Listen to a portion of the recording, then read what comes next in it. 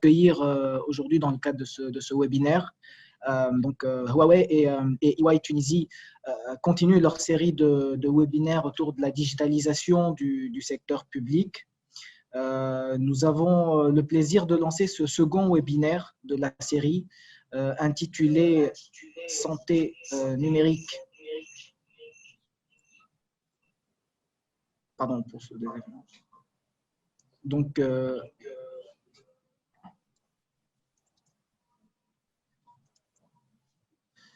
Comme je disais, nous avons le plaisir de lancer ce second webinaire de la série intitulé Santé numérique, où en est-on en Tunisie.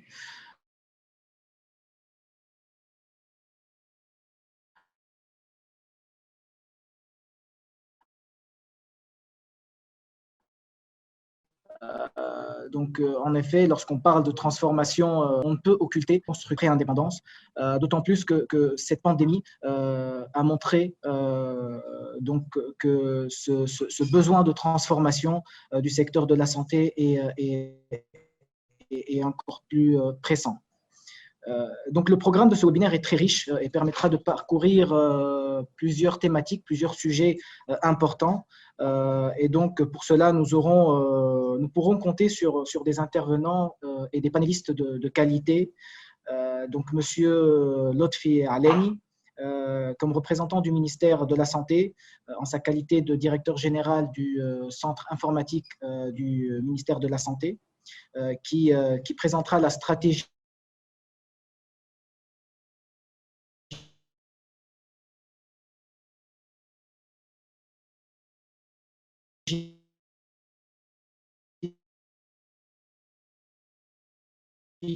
nationale de la santé numérique. Nous aurons aussi M. Hassan Harabi, donc conseiller du ministre stratégie digitale, cet état des lieux et les perspectives banniers, EY Partner Healthcare, qui est en charge de ce secteur d'activité.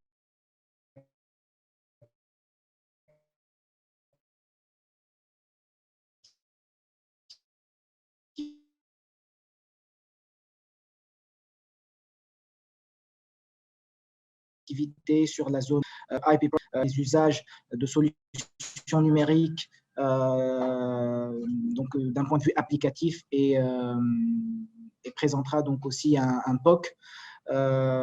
Nous aurons aussi parmi nous le professeur Abdelazer Bouzouita qui nous rejoindra au cours de la présentation du webinaire, qui est donc professeur à l'hôpital Charles-Nicolle et qui est coordonnateur de l'installation du projet dossier médical à l'hôpital Charles-Nicolle, donc qui partagera ce point de vue terrain, le point de vue du praticien et donc toute la gestion du changement et la mise en place de ces changements.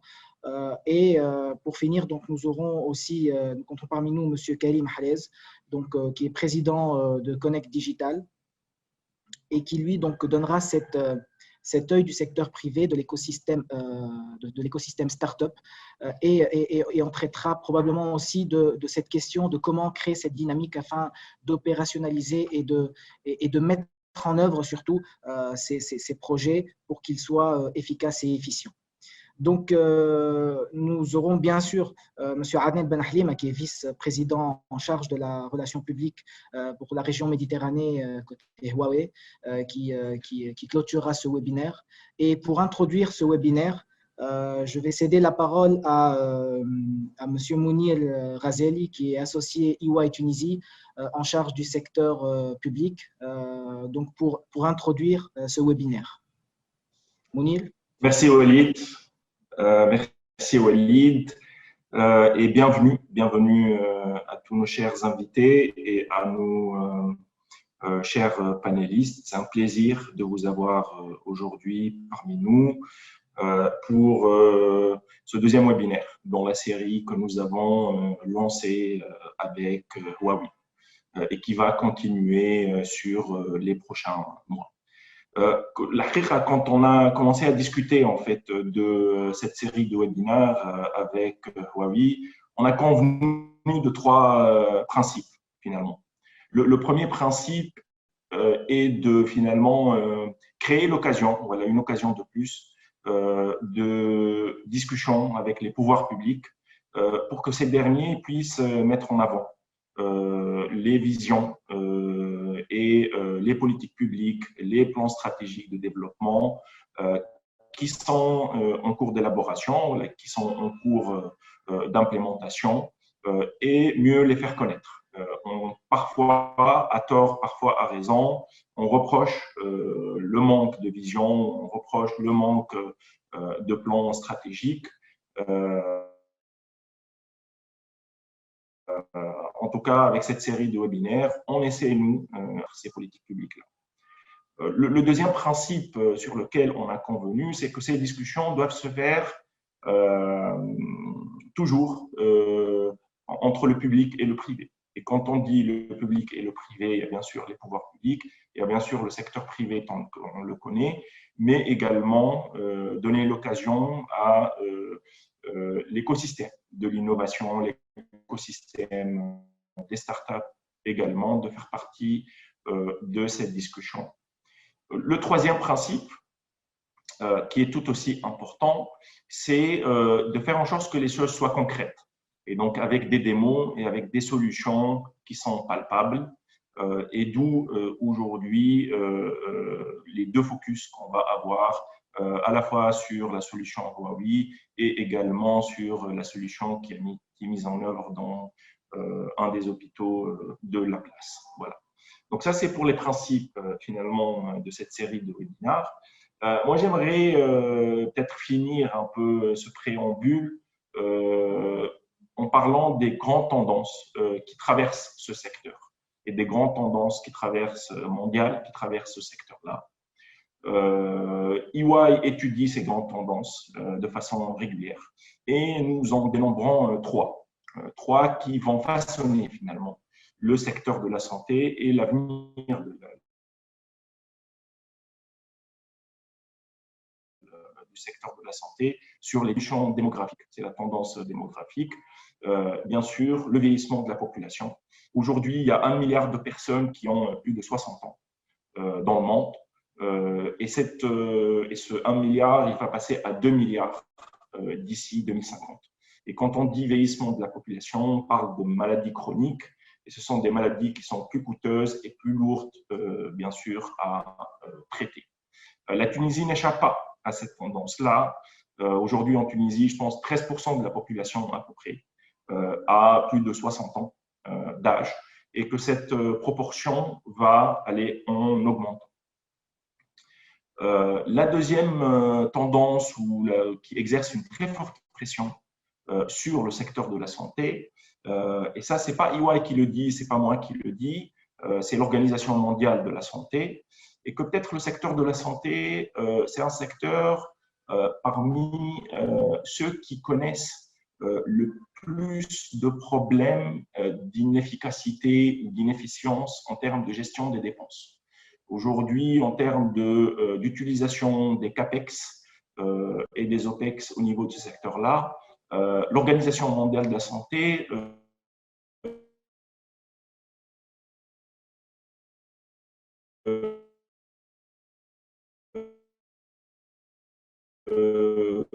estime qu'il y a entre 20 et 30 de dépenses qui sont un peu dilapidées. Plusieurs raisons, des raisons culturelles, mais aussi des raisons qui sont très concrètes, n'a pas encore absorbé toutes les techniques de management de gestion et d'amélioration de la performance, pour des raisons qu'on pourra discuter tout à l'heure. La troisième tendance, bien sûr, et celle qui nous concerne le plus aujourd'hui, c'est les transformations technologiques qui vont traverser ce secteur-là. Et je pense que quand on parle de transformation technologique, ça se fait dans le cadre d'un écosystème en fait, de la santé, et ça se fait essentiellement avec le corps médical, les praticiens qui sont au jour le jour donc au service des malades, et avec bien sûr les patients. Il y a une étude mondiale qui a été réalisée par EY et qui pose la question en fait aux praticiens, au corps médical, et leur demande jusqu'à quel point finalement ils pensent que la technologie va être un levier important dans leur pratique quotidienne de leur métier. La réponse de ces praticiens est qu'ils sont à 60% ouverts à ce que la technologie soit un levier important dans la réalisation d'actes médicaux complexes et sophistiqués sur les 10 prochaines années. Donc, on voit que déjà le corps médical, il est ouvert en fait, à l'utilisation de la technologie. Cette même question, elle est posée aux patients, donc à moi, à vous, à nous, et c'est à peu près les mêmes proportions. À peu près 2/3 sont prêts sur les 10 prochaines années à recevoir des services de soins ou un suivi ou un traitement médical à travers le canal finalement du mobile et le canal du digital. Et donc le terreau est là aujourd'hui pour que la transformation numérique se fasse dans le secteur. Et donc, et à partir de là, justement, on voulait en savoir plus sur l'avancement de cette transformation numérique en Tunisie et d'où le choix des panélistes et d'où finalement tout ce webinaire qui a été organisé. Donc voilà, avec ça, je clôture mon mot d'introduction, Walid, et je te repasse la parole. Merci Mounir pour ce mot d'introduction. Donc en effet, le terrain est propice à cette transformation. Et pour ça, donc, sans plus tarder, on va rentrer dans le vif du sujet et je vais céder la parole à Monsieur Lotfi Alleni, donc, qui est représentant du ministère de la Santé et qui est directeur général du centre informatique du ministère de la Santé, et afin de nous partager cette vision qu'aurait le ministère de la Santé pour cette transformation numérique, mais aussi pour avoir les résultats attendus et les délais visés pour atteindre ces résultats-là. Donc, si l'autre fille, marhaba, bienvenue. Marhaba bikoum, merci pour l'invitation. Normalement, je remplace M. Mounir. Malheureusement, si Mounir, le chef cabinet du ministère, il a eu des contraintes personnelles. Il vous passe le bonjour et vous souhaite la réussite de votre session. Bon, est-ce que vous voyez la présentation? Oui, tout à fait. Vous pouvez la projeter en plein écran. D'accord, d'accord. C'est bon. Bon. C'est bon. Honnêtement, je vais commencer par 2 points. C'est qu'aujourd'hui, le fait qu'on a beaucoup parlé de numérisation du secteur de santé, et ce projet-là date depuis 1992.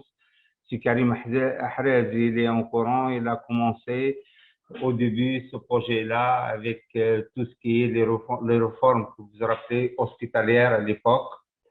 Et on a, si vous vous rappelez bien, on a mis même plus que le premier réseau digital dans le pays, si vous vous rappelez de ça.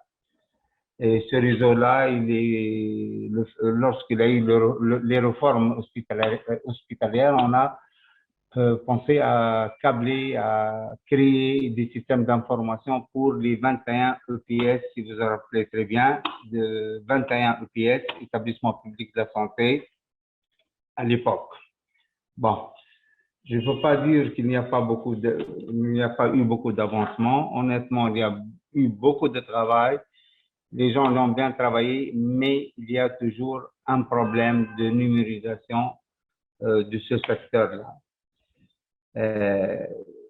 Et surtout, moi, honnêtement, je le dis directement, c'est pas le contenu ou bien les applicatifs adéquats, etc., mais c'est un problème toujours d'infrastructure. Tout ce qui est santé, c'est gourmand au niveau vente passante. mais malheureusement, l'infrastructure ne suit pas. On a fait beaucoup d'études, on a suivi beaucoup de stratégies, même de l'OMS, etc. Mais aujourd'hui, nous avons, comme il a dit, qu'est-ce qu'on va faire au lieu de faire que des études, des développements, on cherche des stratégies, etc. On doit aller sur le terrain et on doit développer vraiment des solutions rapides.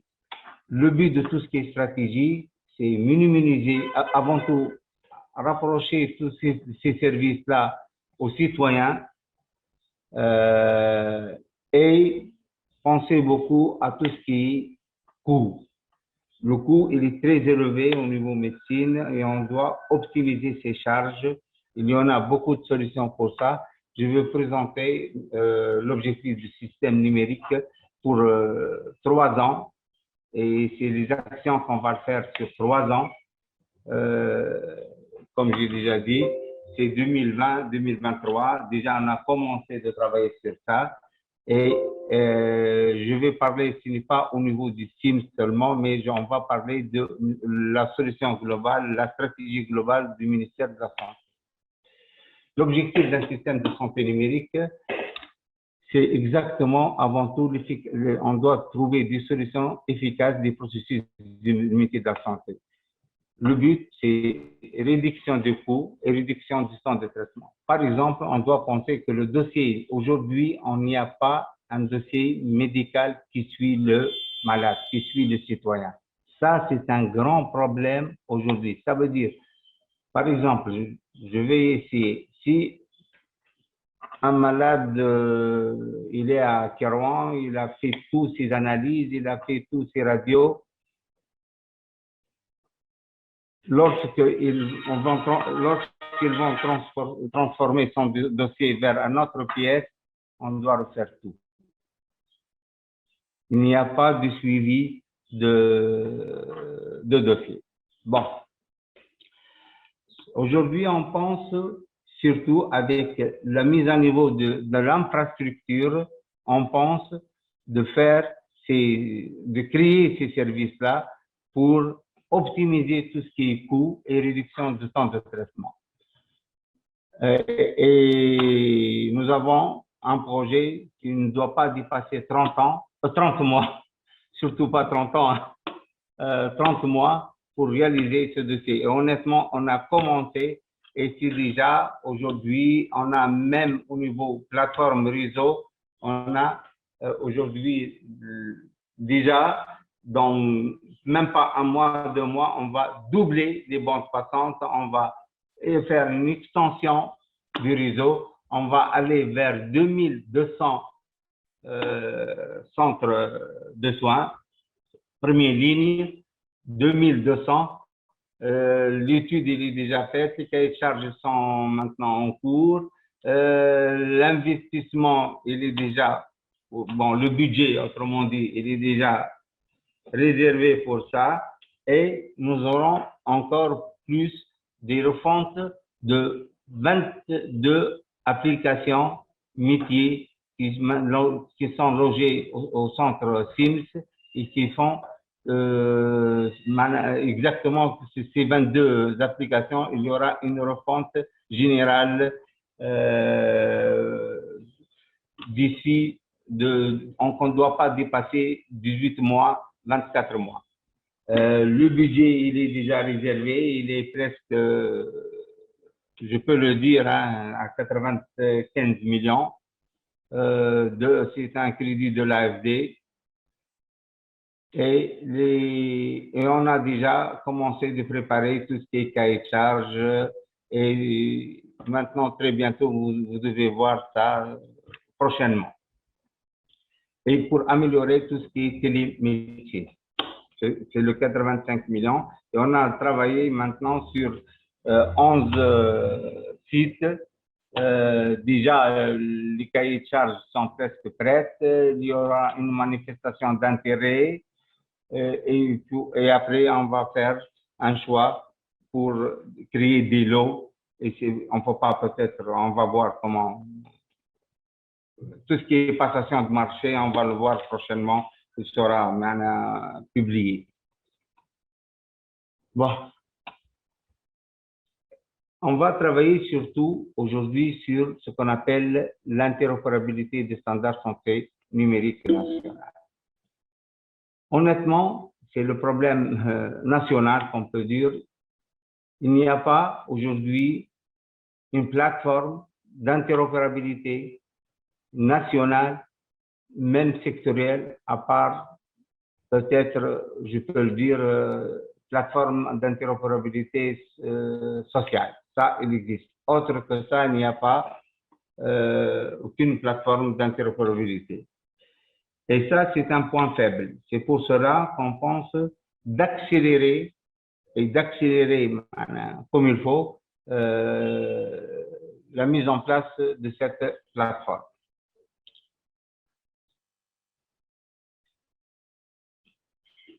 Sur cette plateforme, et on a commencé de créer quelques services sur des petits tests de plateforme pour utiliser la carte LABES, et nous sommes en train de voir, disons, d'utiliser la carte LABES aujourd'hui au niveau 11 établissements de la santé.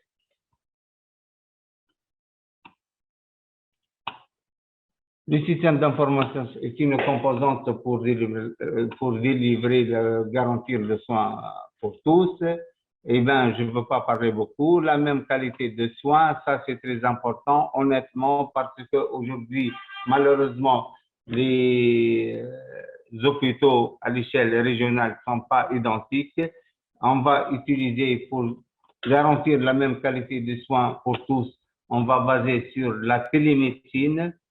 Et comme j'ai déjà dit, il y en a un comité de télémédecine qui maintenant il est en train de mettre et de publier très prochainement, je dis prochainement, qu'on ne va pas dépasser 4 mois. Ça. Ce sont maintenant presque, c'est clair, etc. Publier les cahiers de charges concernant cette plateforme de télémédecine. Merci, Sidotfi. Est-ce qu'on pourrait aller vers la vision, surtout qu'il nous reste encore 3 minutes? Voilà, c'est pour cela. Voilà. Vous pouvez voir cette vision sur ce tableau. Tout à fait. Pardon. Voilà, c'est clair, une vision pour 2023, et je dis bien pour 2023, les résultats attendus, voilà, exactement, c'est accéder au service des soins pour tout le monde, couverture accrue au service des soins. Ces axes-là sont très clairs sur ce tableau, je peux vous offrir, mais honnêtement, l'essentiel pour nous, il faut plus parler, il faut créer des solutions. Nous avons eu des contacts avec des constructeurs, voilà, des fournisseurs de services, et même avec Huawei, on a eu des contacts peut-être pour mettre en place des plateformes, des solutions réelles au niveau des quelques EPS. Et peut-être, si vous vous rappelez bien, on est mis d'accord peut-être de trouver, de mettre un service, voilà, 2, 3 services au niveau des hôpitaux tels que EPS, Marsa ou bien Rapta. Et suite à ce projet-là, on peut honnêtement aller directement vers des solutions que je peux le dire, des solutions suite à une expérience bien déterminée. Lorsque ça veut dire, il y en a, j'ai vu quelques services sur Huawei, je ne veux pas faire la publicité de Huawei aujourd'hui, mais il y en a beaucoup de constructeurs qui ont des services. C'est au lieu de faire, honnêtement, j'ai parlé même avec d'autres, de faire des publicités de produits sur des séminaires, etc. Honnêtement, il faut aller créer des petites actions telles qu'au niveau quelques EPS, quelques hôpitaux. Et honnêtement, lorsque le médecin ou bien la population de la santé voit et elle peut le projet en elle-même, comment ça marche, comment on a trouvé solution, Et ça, c'est un encouragement pour aller même de développer et même d'élargir.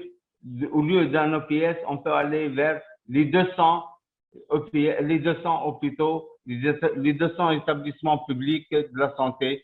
Et ça, il ne faut pas oublier les établissements privés. Nous avons un point faible aujourd'hui. Il faut créer, lorsque j'ai parlé d'interopérabilité, il faut créer l'interopérabilité du secteur santé. Je n'ai pas dit ni public ni privé.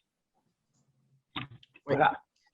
En tout cas, merci beaucoup, Célote, pour votre intervention qui était très intéressante. Je vais céder la parole à Si Hassan Harabi, donc conseiller du ministre des Technologies et de la Communication, et en charge aussi de la stratégie numérique au sein du MTC. Donc, Si Hassan, de par votre position, donc au sein du ministère, pourriez-vous nous détailler le rôle primordial qui est amené à tenir le ministère dans cette transformation digitale et de nous dresser un état de la mise en œuvre des projets en relation avec cette transformation digitale. Bonjour à tous. Merci Walid, merci pour l'invitation, DY pour l'invitation. Merci Célote pour cette vision et ce récap par rapport à la stratégie de santé. On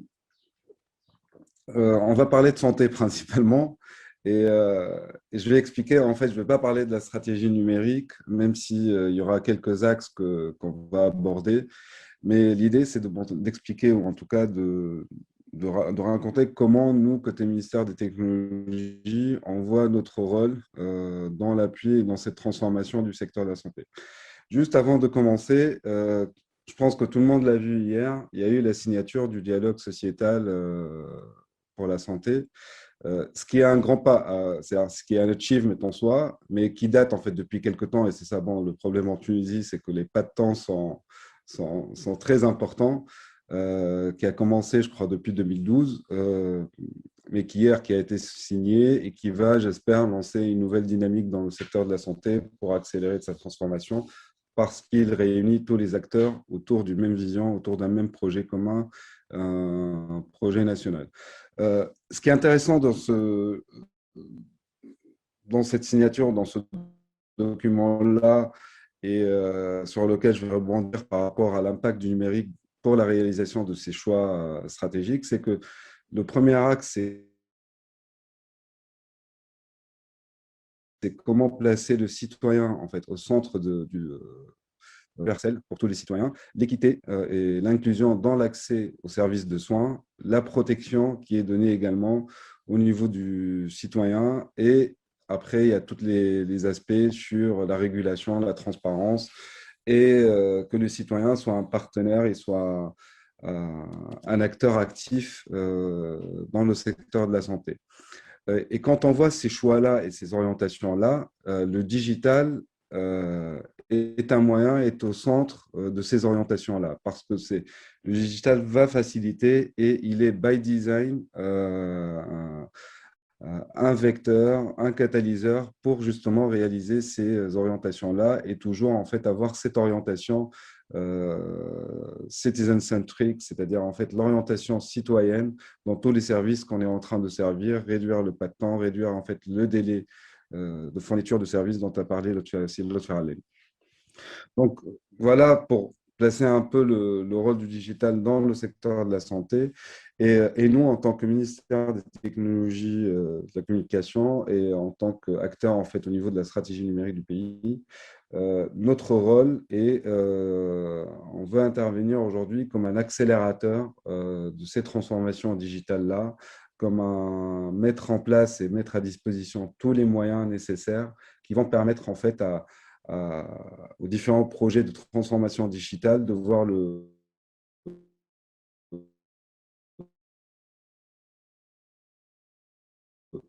de s'exécuter parce qu'aujourd'hui, dans le projet, on en a des paquets, mais c'est l'exécution et comment en fait rendre concret ces idées-là. Donc, dans notre stratégie, ce qui va concerner principalement le secteur de la santé, il faut juste dire que on l'a vu pendant cette phase de Covid.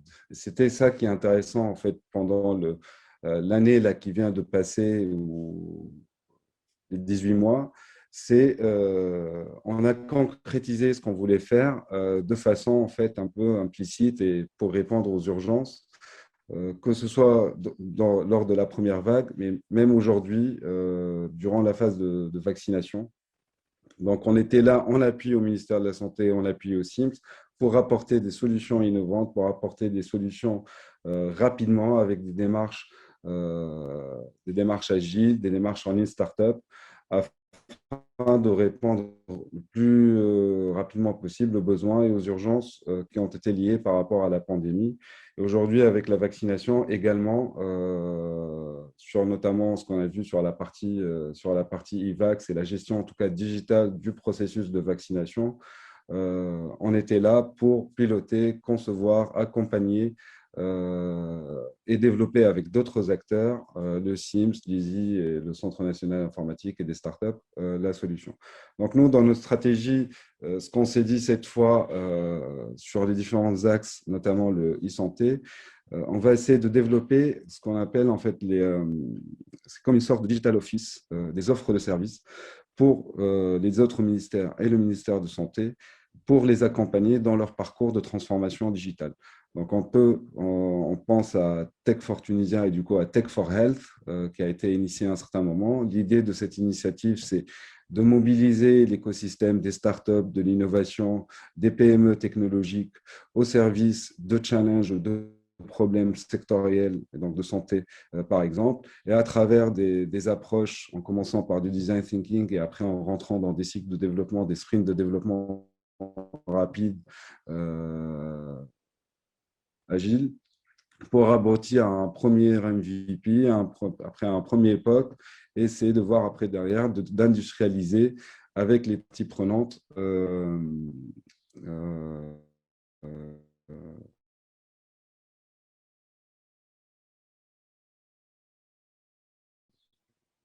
la solution. Donc ça, c'est comment en fait catalyser la transformation digitale. Ce n'est pas le ministère qui doit imposer sa vision de transformation digitale, elle doit venir du métier. Et donc le Tech for Tunisia, c'est un catalyseur et un accélérateur de cette prise de conscience et d'activation de la transformation digitale au niveau des secteurs. Le deuxième axe, c'est avoir une capacité en fait d'accompagnement, de vision, de compétences, une sorte de centre d'excellence et de centre de compétences pour accompagner les différents ministères dans ces projets-là. Silote, tu as bien parlé de deux sujets qui sont aujourd'hui structurants pour le pays à l'échelle nationale et notamment à l'échelle de la santé, c'est l'identification unique du citoyen. Je parle d'identification et non pas d'identifiant.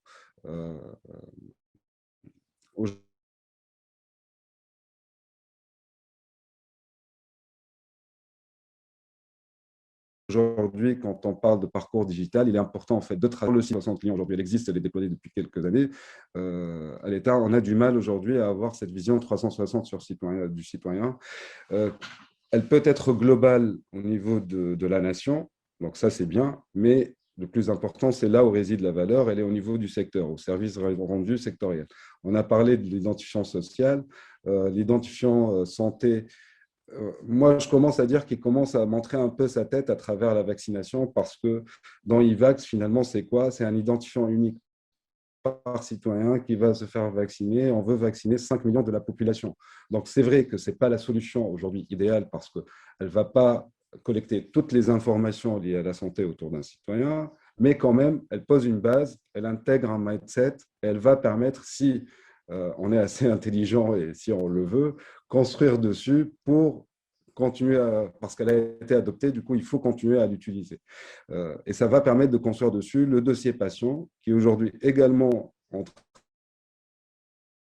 train de montrer sa tête avec la vaccination, par rapport au dossier de vaccination, etc., etc.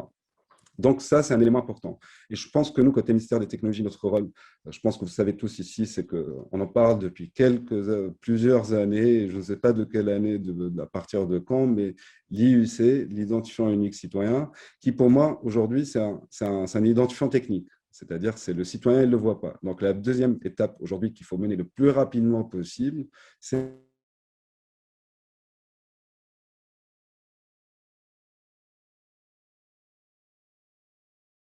l'identifiant digital du citoyen, c'est que chaque citoyen aujourd'hui a le droit un peu partout dans l'administration et que nous, derrière, on peut le converger pour avoir les informations autour du citoyen, pour lui rendre le meilleur service possible. C'est toujours dans une orientation de donner le meilleur service aux clients et non pas de collecter juste des informations. C'est un changement de vision qui est assez important parce qu'entre collecter les informations juste pour les utiliser en interne, c'est dans une approche de centralisation, de collecte, etc., de capacité, alors que dans l'autre approche, avoir un identifiant pour suivre le parcours va nous permettre en fait de se poser les bonnes questions.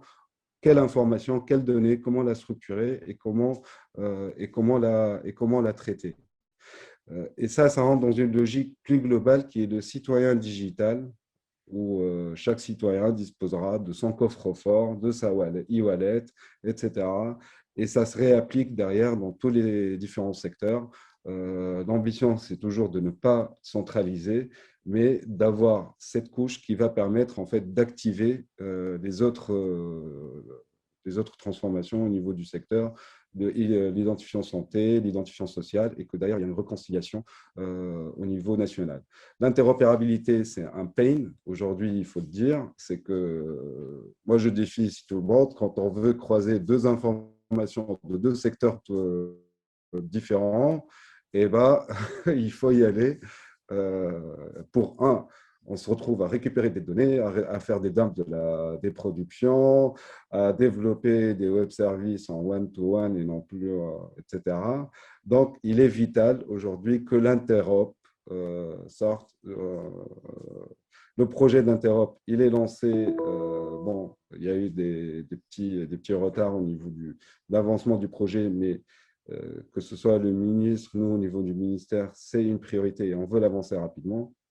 Et je suis convaincu avec cette interopérabilité-là, et si les personnes et si les acteurs des différents ministères sont convaincus de l'intérêt, vont être un levier parce que il faut jamais dire, en fait, il faut mettre la plateforme de l'interopérabilité parce que c'est qu'un outil, c'est qu'un moyen. Si les personnes, les utilisateurs ne comprennent pas l'utilité ou ne voient pas l'utilité dans ces plateformes-là, ça ne sert à rien. Au bout d'une année, elles seront inutilisées et elles seront mortes. Donc, c'est pour ça qu'aujourd'hui, dans le ministère, on travaille avec une démarche de behavioral science, en sciences comportementales, pour justement activer cette appropriation, de trouver les moyens pour s'approprier l'interopérabilité et trouver les moyens pour incentiver les acteurs à basculer en interop. Et finalement, juste un dernier truc, c'est on sait tous que le rôle du ministère, il est transverse. C'est un rôle d'activateur, c'est un rôle d'accélérateur. Derrière, il y a les différents centres informatiques au niveau des différents ministères. Il y a le Centre national également de l'informatique. Moi, je n'aime pas dire informatique. Je pense qu'il faut à un certain moment, on se pose tous et on change le mot informatique en digital ou en quelque chose d'autre en tout cas, parce que ça fait même en affichage, ça fait un peu… voilà. Donc, l'idée, c'est que ces différents centres-là, qu'on revoit plus ou moins, qu'on revoit leur rôle, qu'on les mette dans un rôle plus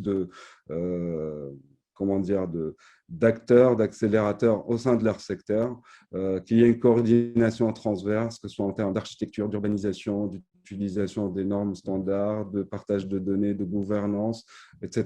Parce que chacun aujourd'hui travaille dans ses normes, avec ses technos, dans ses choix d'architecture. Et quand on essaie d'imbriquer aujourd'hui juste très simple, en arrivant, quel est le plan d'occupation du sol de l'État? Quelle est la cartographie applicative aujourd'hui au niveau de l'État tunisien? Et je pense que personne aujourd'hui n'est capable de dresser ce schéma-là de façon claire et exhaustive. Donc voilà, il y a cette coordination à faire pas pour contrôler, mais pour que les choses s'imbriquent bien entre elles et qu'on soit toujours dans une logique de comment faciliter, comment mutualiser les coûts, comment rationaliser les coûts, etc. Et finalement, ça me plaît ce que dit Silote, 20 applications à refondre. Aujourd'hui, on va lancer l'initiative Cloud First et la mise en place d'un cloud privé de l'État. Donc, l'initiative Cloud First, il faut que toutes les applications soient cloud by design parce que c'est, en termes de services, c'est plus intéressant pour les utilisateurs. Le coût, généralement, on dit quand on bascule en cloud, on gagne en coût. Ce n'est pas encore justifié. Même il y a des études qui ont été faites par McKinsey où on se retrouve en fait avec des coûts finalement qui sont assez similaires, mais on gagne plutôt, là, on a du mal à chiffrer, en termes de qualité de service, de time to market, etc. Donc, dans ce cadre des refontes, il faut que la refonte des applications soit cloud by design et qu'on utilise les clouds qui sont disponibles dans le secteur privé. Il y en a énormément d'acteurs. La capacité, elle n'est pas utilisée. C'est impressionnant. Donc, il faut aller dans le cloud parce que ça peut être un facteur de développement pour l'économie tunisienne. Donc, voilà, en fait, j'ai donné quelques insights, quelques axes, pas la stratégie numérique parce que ce n'est pas l'objectif aujourd'hui. Mais voilà, l'ambition dans le secteur de la santé est importante. C'est un secteur qui est vital. On l'a vu dans la Covid. La vaccination, avec toutes les couacs qui ont eu éventuellement et un démarrage, c'est ça l'agilité, c'est ça une start-up, commencer, apprendre et évoluer sur l'évolution. Et c'est le prémisse de l'identifiant unique de la santé, du dossier patient, de l'interopérabilité, de la gestion des rendez-vous dans les hôpitaux. Un centre de vaccination, c'est un hôpital, c'est un centre de soins finalement, d'une gestion d'effectifs, etc., etc. Il faut construire dessus. Donc voilà. Merci Hassan pour ce partage, d'insights très intéressant. Je vais céder la parole à Monsieur Loïc Chabanier, qui est associé et responsable de l'ensemble des activités EY Consulting en santé sur la région donc WEM, Western Europe and Maghreb. Donc, Monsieur Loïc a accompagné beaucoup d'acteurs du système dans leurs enjeux de transformation.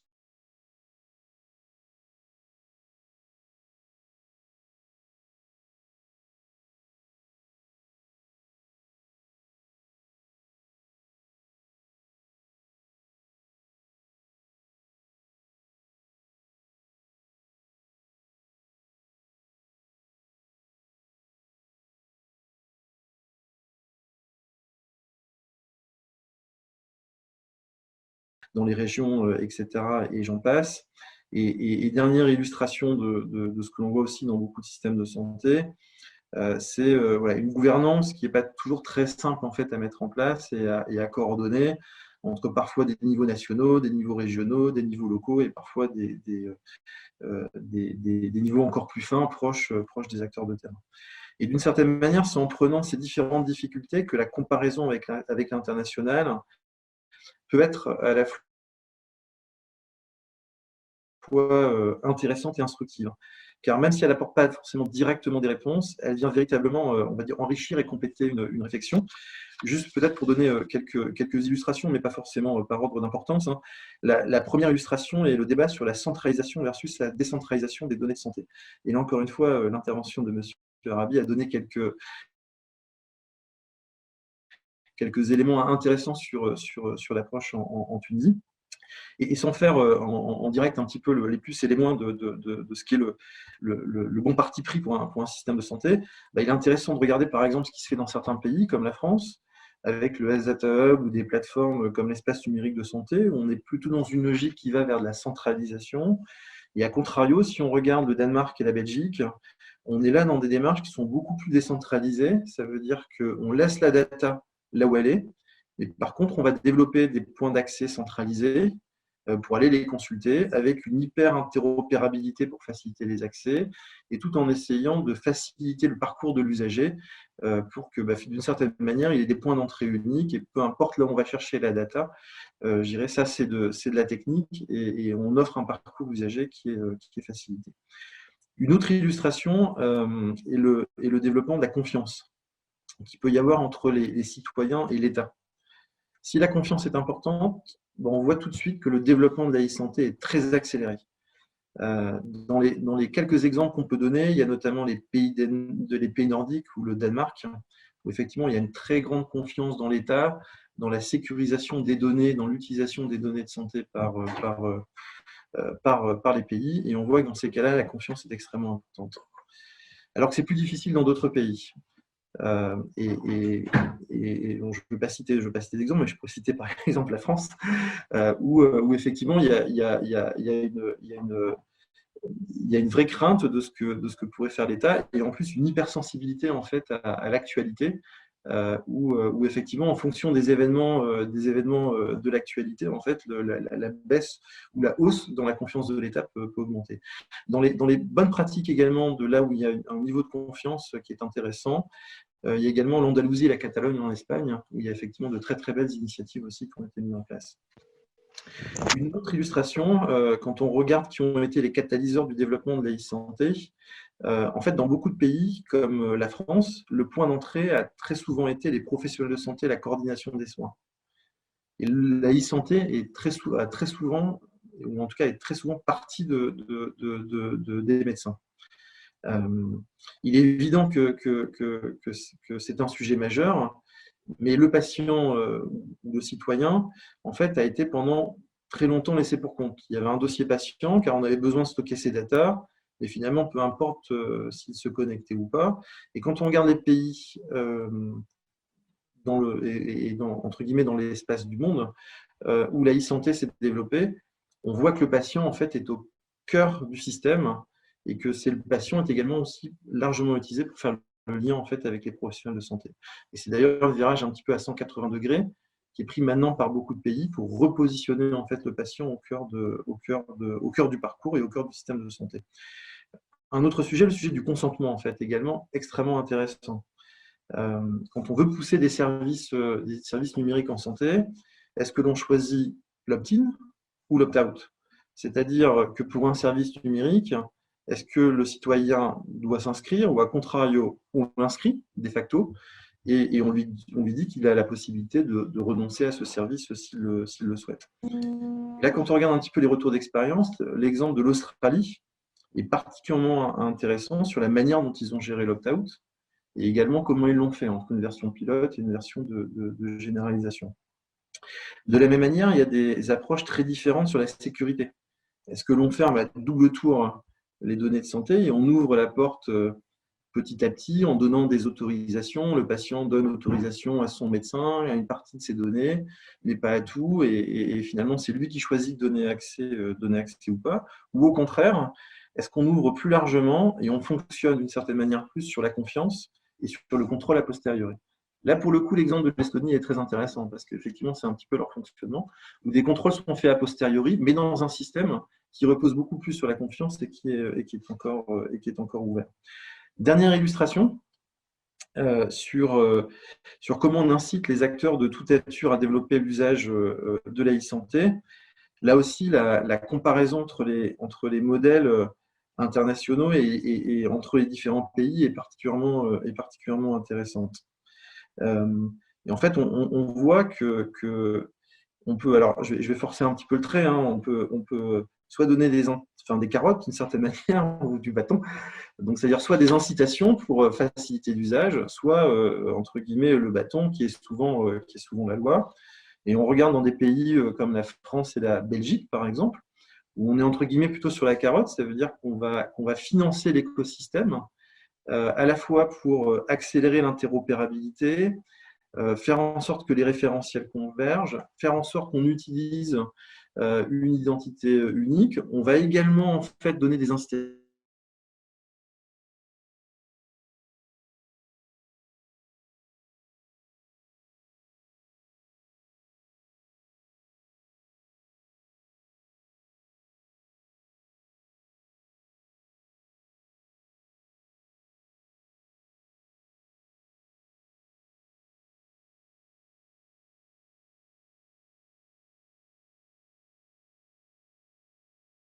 de capter ce qui est intéressant dans ces exemples, et surtout les mettre en perspective en fait de la réalité des besoins des acteurs de terrain et notamment en Tunisie, enfin, dans les pays, mais c'est particulièrement en fait aussi en Tunisie, pour qu'effectivement ce que vous concevez et mettez en place, voilà, réponde finalement à un besoin réel. On ne crée pas un service numérique qui a du sens sur papier juste pour créer un service numérique, mais qu'on réponde à un besoin du terrain et que derrière on va créer de l'usage. Voilà, et c'est un petit peu comme ça que je finirai cette intervention. Merci beaucoup, Loïc, pour cette… Dans le respect du temps qui m'a été accordé. Hein. Oui.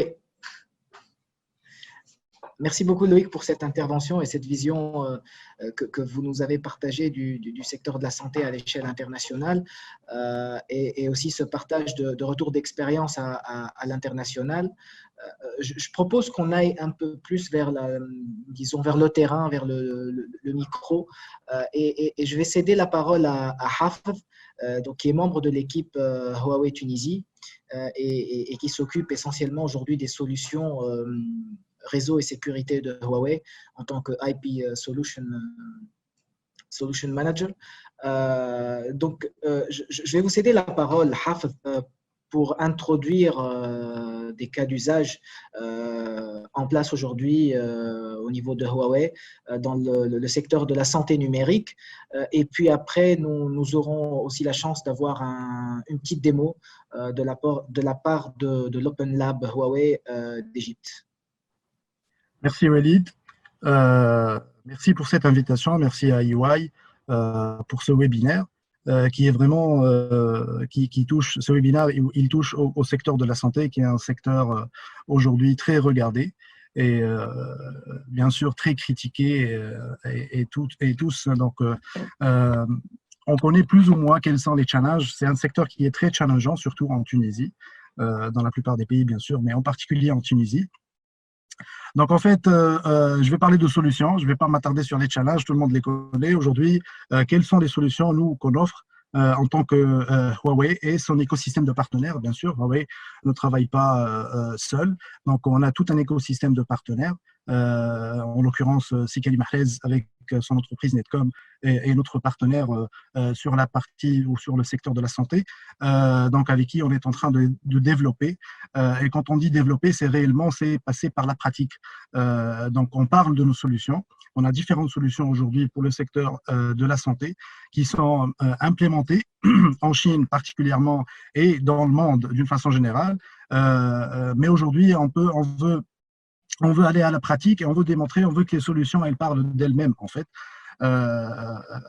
pour que le personnel médical ou les gens du métier, justement, de la santé, ressentent et voient réellement l'apport de ce genre de solutions sur le terrain pour accélérer, justement, cette adoption. Donc, Huawei, aujourd'hui, il se positionne dans le monde comme un accélérateur de transformation digitale. Comment on accélère la transformation digitale? En fournissant cette infrastructure, tout d'abord, qui est la base, bien sûr, de toute transformation digitale. Et sur cette infrastructure, on ne va pas s'arrêter là, en fait. On va bâtir des services qui touchent directement au métier. Donc, en l'occurrence, pour le secteur de la santé, on va favoriser donc d'avoir un réseau convergent qui est le maître mot en fait de notre solution, c'est la convergence. Donc aujourd'hui, quand on a des réseaux qui sont très hétérogènes, une infrastructure qui est très hétérogène, donc ça rajoute de la complexité bien sûr, que ce soit à la mise en place, au déploiement, au troubleshooting, etc., etc. Et cette complexité, elle ne fait que retarder la mise en place et l'adoption des applications. Donc aujourd'hui, on vise la convergence, c'est-à-dire on va avoir une seule infrastructure sur laquelle vont transiter toutes les informations et toutes les données. Et quand on parle de données aussi, il ne faut pas oublier le côté sécurité, car c'est très important. Donc, cette donnée, on doit la protéger. Donc, on sait très bien qu'aujourd'hui, le monde fait la course pour cette donnée. Donc, aussi à Huawei, on sécurise, non seulement on fournit l'infrastructure, mais aussi l'application métier. Et en plus, c'est la partie donc, sécurité pour protéger cette donnée qui est cruciale, surtout quand on parle du secteur de la santé. Donc, les données des patients, c'est des données donc, qui doivent être strictement confidentielles, très donc, protégées, impossible à faire sortir, impossible à partager avec d'autres institutions externes, on va dire, etc. etc. Donc, je vous présente des solutions aux contraintes qu'on a aujourd'hui, en espérant d'avancer rapidement sur ces points. Alors, réellement, la technologie qu'on offre, c'est quoi? En fait, Huawei, elle focalise en fait sa vision et sa stratégie sur deux types de technologies aujourd'hui, principalement tout ce qui est 5G et en annexe, donc tout ce qui est Wi-Fi 6, le nouveau standard de Wi-Fi 6. Donc, c'est la technologie de communication ou de connectivité mobile, en fait. Et ça va nous permettre de résoudre toutes les contraintes tout ce qui est réseau filaire, donc bien connu des gens du terrain. Donc, on sait très bien que mettre en place une infrastructure réseau filaire, elle est très difficile à faire, surtout en termes de coûts, en termes d'expertise, en termes de limitation, elle n'est pas très extensible. Donc aujourd'hui, quand on passe au sans fil, on va enlever ces barrières d'extensibilité, de coûts de génie civil, de coûts de passage de câbles, etc., en utilisant de la technologie qui est très performante, parce que la limitation avant à l'utilisation des réseaux sans fil, c'était principalement les performances. Aujourd'hui, on a des réseaux sans fil qui sont super performants. Avec le Wi-Fi 6, on peut atteindre des débits de 10 gigas. 10 gigabits par seconde, donc par point d'accès. Donc, on dépasse déjà de loin toute la capacité filaire, et grâce à ces performances, aussi en termes de perte de paquets, en termes de qualité en fait du signal réseau, de couverture. Donc, grâce à ces performances, on pourra justement utiliser ce réseau, il devient utilisable pour les applications métiers. Alors, on ne va pas se limiter là, bien sûr, comme je l'ai dit. Donc, avec notre technologie Wi-Fi 6, avec les points d'accès tout simplement, on va rajouter des gateways IoT, en fait, pour avoir tout ce qui est Smart Hospital. Donc, Smart Hospital, c'est un mot qui est très, très large. Alors, nous, on offre réellement des applications de type Asset Management, et justement, c'est l'application pour laquelle on va faire un POC. Je vous explique rapidement l'architecture, elle est très simple. En fait, on a notre réseau informatique traditionnel pour lequel on va rajouter un point d'accès, et ce point d'accès, il va intégrer une gateway IoT. Donc, avec un même point d'accès, on va servir plusieurs signaux, plusieurs réseaux en même temps. Donc, on a tout ce qui est réseau de données, donc soit de l'Internet, soit des données métiers. Et en plus, c'est le réseau donc Internet des objets, donc à travers des protocoles de type RFID, de type Bluetooth, Zigbee, Thread, etc. Donc, ces applications qui sont déjà utilisées par beaucoup d'autres, ou ces protocoles qui sont déjà utilisés par beaucoup d'autres applications du même secteur, le secteur de la santé. Donc, nous, en fait, en fournissant cette convergence de réseau, on va permettre aux utilisateurs, aux fournisseurs d'applications, d'utiliser en plus donc ces différents types de réseaux pour justement véhiculer cette donnée à une interface de gestion, une interface de visualisation, ou à envoyer les données directement au personnel médical. Par exemple, quand on parle des applications de type Vital Signs Management ou gestion des signes vitaux des patients, donc on va avoir des devices qui vont être installés dans les chambres des patients, ou des smartwatches que les patients ils vont porter, et ces smartwatches ils vont utiliser un réseau RFID pour véhiculer cette information de signes vitaux, et derrière le personnel médical il recevra cette information en temps réel, bien sûr, sur une application mobile, et en même temps je pourrai stocker cette information dans ma base de données, donc dans mon data center ou dans mon cloud privé éventuellement. Donc voilà pour ma partie. Là, pour la suite, je vais céder la parole à I will switch in English because Mrs. Dina is from Egypt and she will make the POC demo in English. Mrs. Dina, are you with us? Hello, everyone. It's my Hello. pleasure to. Hello. It's my pleasure. Hello, Dina. Yes. Hello. Did you hear me? Yes. Okay. Yeah. It's my pleasure to give you a small demo for one of the solutions that we have at our Huawei Cairo Open Lab. So let me first give some small description and what this solution can offer. This solution is used for the assets, and actually it is used for the expensive assets to keep tracking the availability of this asset, if it's existing in our department or not, and it can reflect a real-time alarm if this asset is. At first, I will show you the components of this solution. We have here is Huawei AB. Inside this Huawei AB, we have some slots for cards. And this is the Wi-Fi. This is the RFID card. The RFID card is installed inside the Huawei access point. And then we have this tag.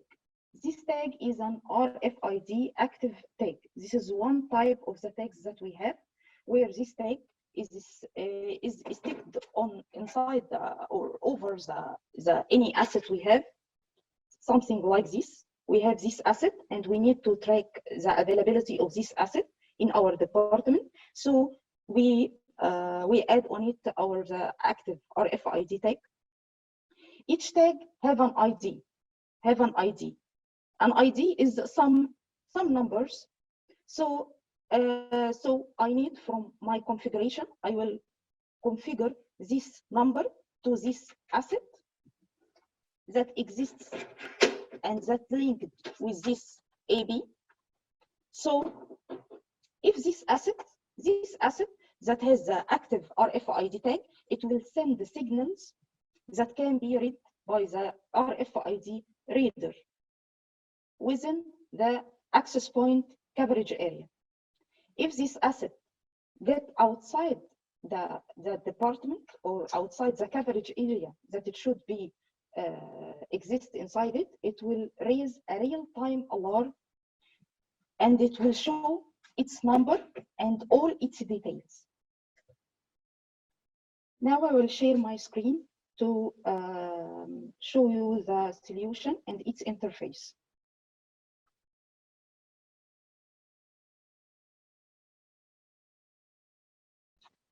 Here, after this is the how to say, this is the final map after making all the configuration. Here is our Huawei access point. Here is our department. We have some equipments should exist. For example, 3 equipments should exist inside this area. If any of these devices get outside the area, it will raise an alarm. Like as you see here, it will raise a red color, which shows that there is something abnormal here, and it will show you some what is the device that is not existing here. So to get all of this, we need to make 2 types of configuration. At first, we need to make some configuration inside the access point itself, some configuration inside it, and I will give the card number to the access point and give also assign an IB for the access point. This is one type of the configuration. The other type is that I will go here. This solution, it has 2 interfaces. One of these interfaces is called ARFID. From this interface, I should add here the card number. What is the card number that I have, and link it with the access point IB. And then this interface, it has here from the access point, from the home page, it will read or give you all the signals, all the tags that send signals to this card. For example, we have here, this is the RFID card, and this all the tags that we have, is if all the tags or all the assets are existing in this area, it will send the signals as you see here. If one of them is not exist, so it will not viewed here, and also it will show you an alarm in the second interface. This is one of the interfaces that I should make the configuration. The other one is here. This is actually, this is the asset management solution. For here, at first, after you log in, you will show here it will display here some statistical charts for the system to show you how many devices that I have, how many used devices that I have, and it will show you here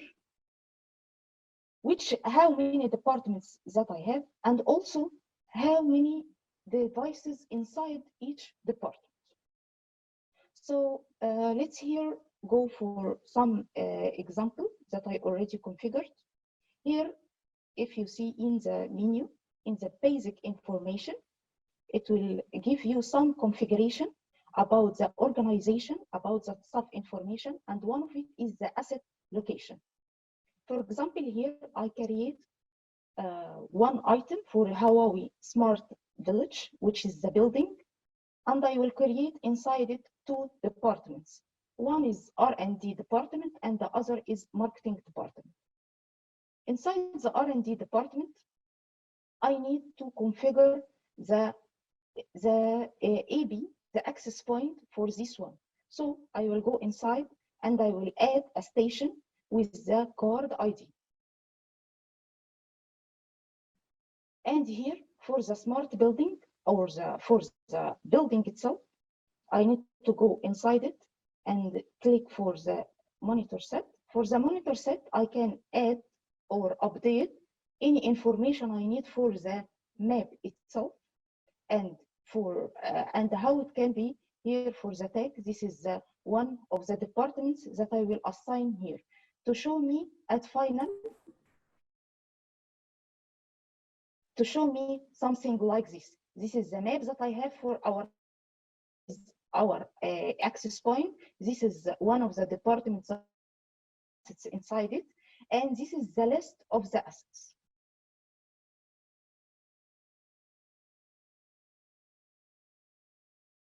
Here it will give you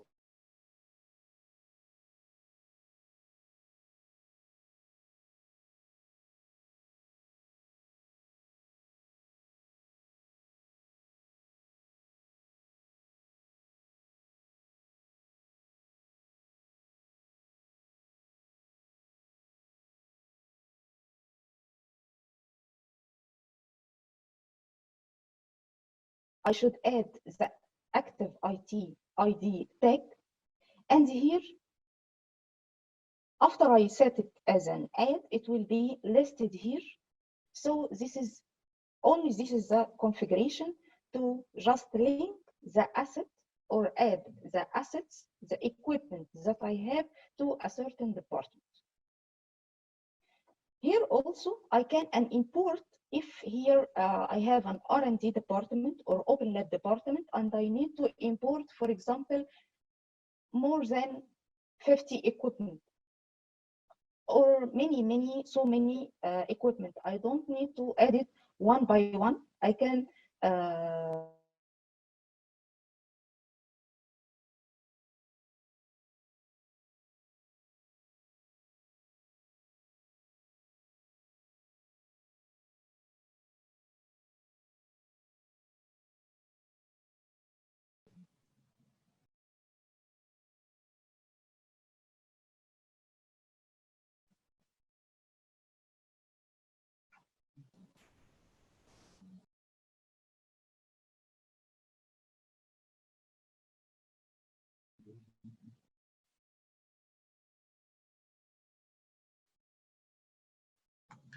Dina, do you hear me?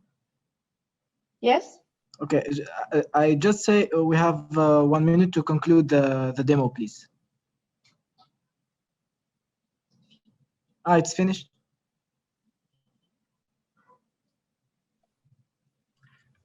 Walid, si tu permets, je vais utiliser la Diana. Thank you, dear, for this demo of the asset management solution. Donc, je vais résumer en fait un peu en français pour expliquer un peu plus donc le POC. En fait, l'application en question, c'est une application de gestion des biens des hôpitaux ou des cliniques. Donc, on sait très bien que les hôpitaux et les cliniques, ils ont des biens, que ce soit des équipements médicaux qui sont d'une valeur très chère, ou bien que ce soit ça peut être des équipements informatiques, tout type d'équipement en fait. Donc, on va mettre un simple tag RFID, ça peut être un tag passif, donc ils ne sont pas très coûteux en fait en termes d'investissement. Ce tag passif, il va envoyer des informations d'une façon donc périodique à la gateway IoT qui est placée au niveau du point d'accès. Donc, grâce à cette information envoyée, on pourra faire le suivi justement de l'emplacement exact donc de l'équipement. En ayant en fait une vision globale de l'emplacement ainsi que de l'historique de déplacement, de réservation, par exemple, si une certaine équipe veut réserver un certain type d'équipement.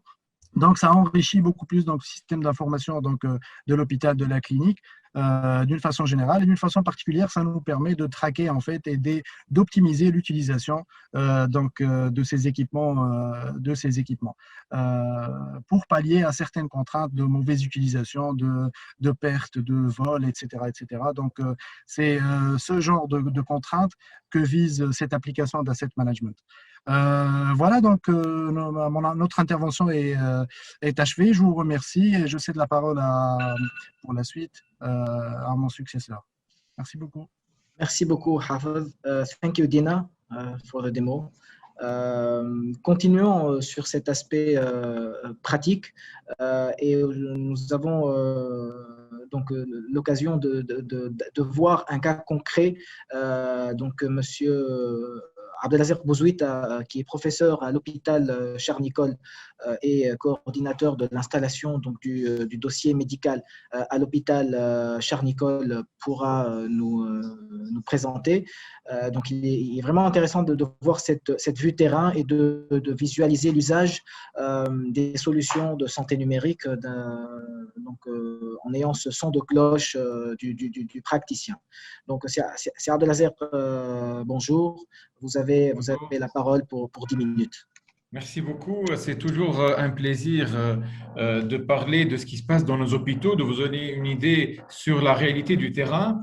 Je vous remercie pour l'invitation et pour cette occasion pour parler de ça. En fait, permettez-moi de présenter des partages d'écran de ce qu'on vit tous les jours dans nos services. Vous savez, aujourd'hui, je suis responsable du club utilisateur de l'application dossier médical informatisé Rendez-vous et ça me permet d'avoir un son de cloche de ce qui se passe dans les hôpitaux de la part des utilisateurs pour aider un peu à adapter les applications du centre informatique au quotidien du médecin tunisien, de l'infirmier tunisien, de l'interne, du résident. Et là, ça donne en fait une application sur mesure à notre système de santé et à notre quotidien.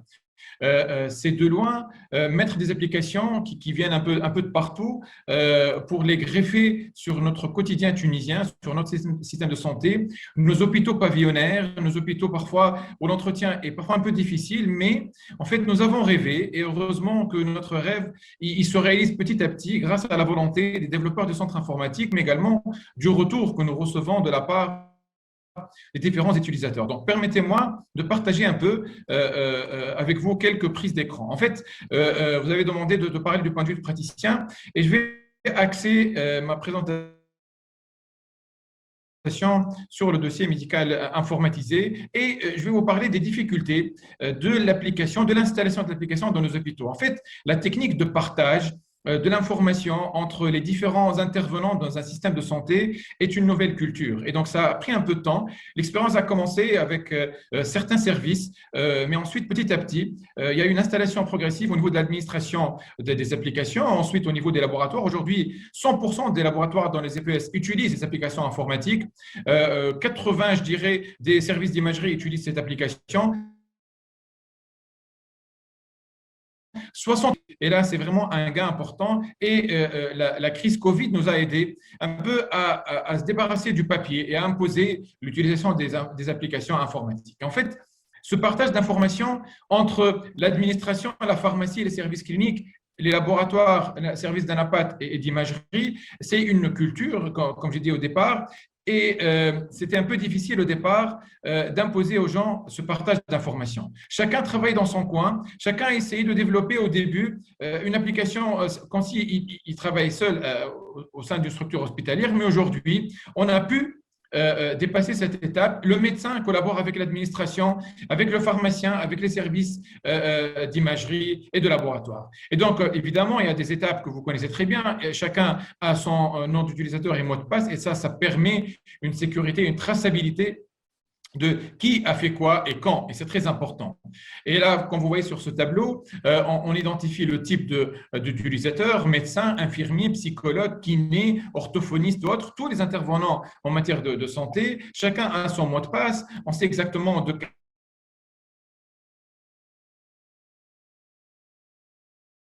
je pense que c'est des trucs, les ABC d'une application en matière de e-santé. Maintenant, heureusement que monsieur le représentant du ministère des informations a parlé d'identifiant unique parce qu'aujourd'hui, c'est réellement notre problème important. Quand un malade arrive dans une structure hospitalière, en fait, on l'identifie par un index et malheureusement, aujourd'hui, plusieurs de nos malades ont plusieurs index en l'absence de l'identifiant unique et cet identifiant va améliorer de façon très, très importante la traçabilité et le partage d'informations entre les structures hospitalières et même au sein d'une même structure hospitalière. Mais également, vous voyez qu'on peut inscrire un malade en hospitalisation, à la consultation et surtout cette partie acte complémentaire aujourd'hui qui permet à l'hôpital d'avoir une excellente traçabilité de ce qui est fait pour un malade qui vient en externe de chez lui pour faire une imagerie, un bilan. Et là, ça permet même d'améliorer les recettes propres de l'hôpital et c'est un gain très important. Donc ensuite, quand le malade est hospitalisé, on lui attribue un numéro de dossier. Aujourd'hui, il y a un seul hôpital qui a un dossier médical unique.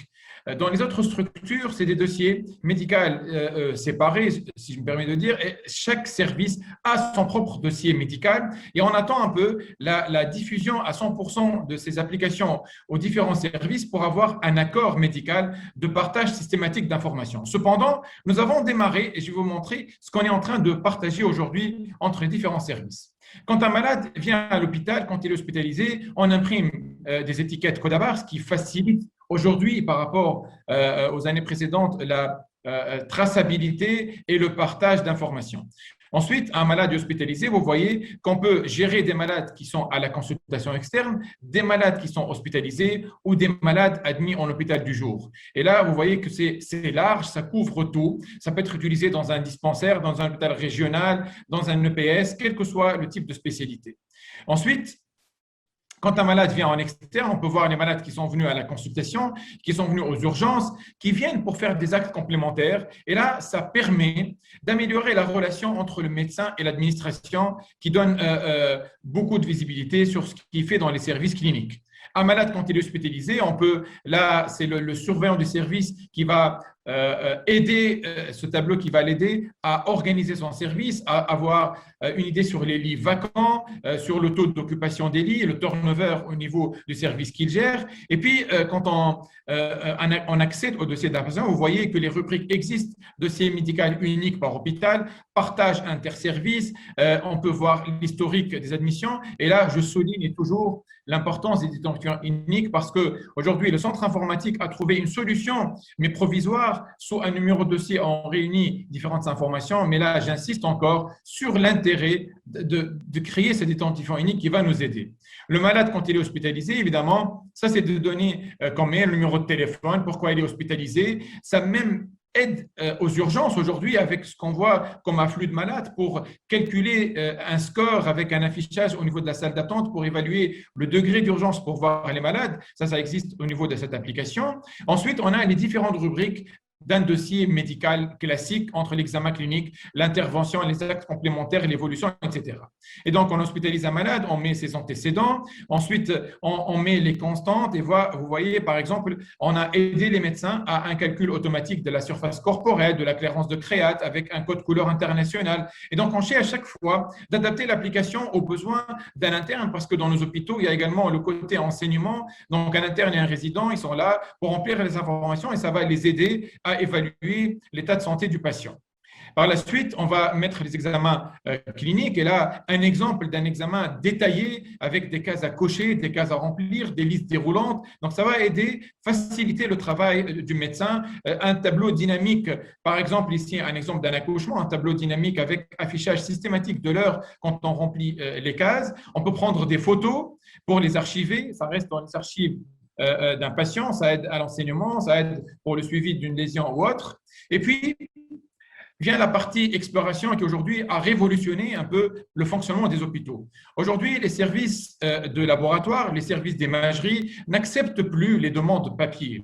Toutes les demandes sont faites dans la plupart des EPS sous forme informatisée. On met le nom du médecin, on doit remplir des renseignements cliniques pour que le médecin biologiste et le médecin radiologue analyse correctement ce qu'on lui envoie comme soit des images, soit échantillons sanguins ou autres, et puis on précise les actes demandés avec évidemment un coefficient. Et cette méthode, en fait, quand on demande une analyse informatisée et quand le laboratoire ou le service de radio réceptionne l'échantillon de malade, c'est là où il y a envoi des codes vers l'administration et ça a aidé énormément à la codification des actes dans les différents services pour montrer un peu la valeur réelle de la prise en charge d'une maladie ou d'un acte particulier. Et là, vous voyez la liste des actes qui proviennent des laboratoires. L'étiquette aide à cette traçabilité.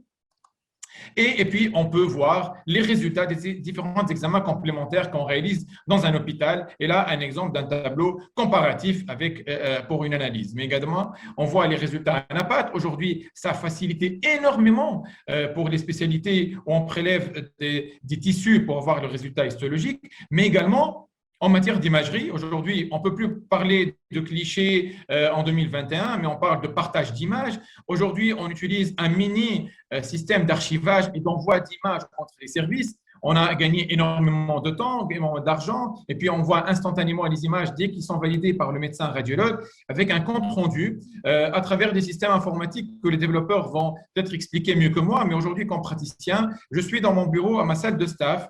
Quand on présente un malade, j'accède à une image standard, à une échographie, à un scanner, à une IRM, et ça a révolutionné énormément. Donc, je demande en ligne, je reçois en ligne et je facture en même temps. Et là, c'est vraiment un saut très important dans les hôpitaux. Mais également, on a créé ce qu'on appelle des fiches partagées. Un malade, quand il est hospitalisé pour faire une consultation d'anesthésie, il n'est pas obligé de la refaire à chaque fois qu'il fait une intervention, mais c'est une fiche partagée qui circule avec le malade dans un même hôpital.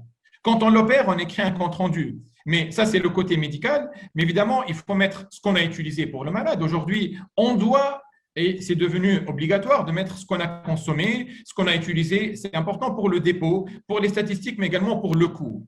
Et là, je viens à une lacune très importante dans notre système de santé, c'est la nomenclature, nous on l'appelle nomenclature CNAM, mais c'est la nomenclature du ministère de la Santé qui aujourd'hui présente quelques failles. Il y a beaucoup de codes qui manquent et on attend la mise à jour de la nomenclature hospitalière activement.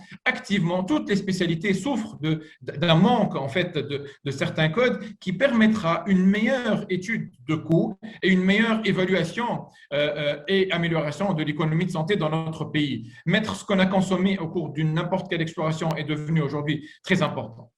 Par ailleurs, j'ai vu dans la discussion qu'on a parlé de l'ordonnance informatisée. Aujourd'hui, dans plusieurs structures hospitalières, on parle de la DJIN, la dispensation journalière individuelle nominative. Et là, on est en train d'envoyer la demande sous format informatisé. Ça fait des années que certains services ont oublié les ordonnances papier pour des malades hospitalisés. Et puis, la pharmacie reçoit l'ordonnance et nous délivre les médicaments pour les donner aux patients. Évidemment, pour les services qui sont mieux équipés en PC, on peut même remplir les tableaux de surveillance et un tableau de prescription. Ça nous ramène à cette page qu'on a rajoutée il y a quelques mois pour étudier les coûts d'intervention où en mettant le code d'un acte, on a l'ensemble des examens complémentaires des actes qui ont été réalisés pour tous les patients pour avoir une étude moyenne du coût d'une intervention ou d'une exploration X. Enfin, pour terminer, le malade va quitter l'hôpital et donc on est obligé normalement de rédiger une conclusion de sortie et de coder sur le plan médical. Ça permet d'améliorer l'étude de coût, parce que plus le terrain normalement est lourd, ce qu'on appelle terrain lourd, un malade qui a des antécédents lourds, une hypertension, un diabète, des maladies cardiaques, aujourd'hui avec l'espérance de vie améliorée, on a des malades de plus en plus lourds à traiter dans nos hôpitaux. Et cette codification utilisant le code international du CM10 permettra aux économistes de santé d'affiner l'étude de santé pour améliorer le financement des hôpitaux qui aujourd'hui malheureusement forfaitaire, espérant qu'il devient adapté en fonction du terrain, mais également en fonction des actes réalisés pour un malade hospitalisé. À sa sortie, on va lui donner un rendez-vous et là, juste 2 diapos pour dire qu'il y a une excellente application qui s'appelle Gestion des rendez-vous, développée par le centre informatique également, qui nous a facilité énormément la gestion des rendez-vous entre les services dans un même hôpital, gérer les rendez-vous d'admission, des explorations, contacter les malades, envoyer des messages pour rappeler aux malades qui doivent venir à sa consultation, gérer l'hôpital du jour, les admissions, les rendez-vous d'un médecin, gérer la salle d'attente pour voir qui est inscrit le premier, le deuxième, combien de malades attendent dehors. Et là, c'est vraiment une application révolutionnaire qui a changé nos quotidiens.